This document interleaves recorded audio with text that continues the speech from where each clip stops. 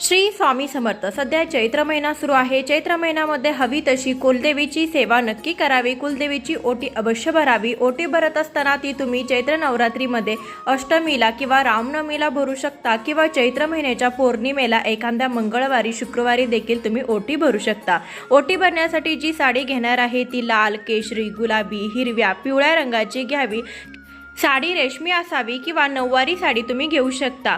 साडीवरती घेतलेला त्रिकोणी खण म्हणजे ब्रह्मा, विष्णू, महेश या त्रिदेवतेचं प्रतीक असतं। त्यावरती तांदूळ आणि ओटीचं साहित्य खारी, खोबरं, हळकुंड, सुपारी, 1 रुपयाचं नाणं, बांगड्या, सौभाग्यवान असं साहित्य घ्यायचंय। एक नारळ घ्यायचंय। नारळाची शेंडी ही देवीकडे करायची आहे आणि ही ओटी तुम्ही घरातल्या देवासमोर, देवीसमोर भरू शकता किंवा कुलदेवतेच्या दर्शनाला जाऊन मुख्य स्थानावर देखील ही ओटी तुम्ही भरू शकता।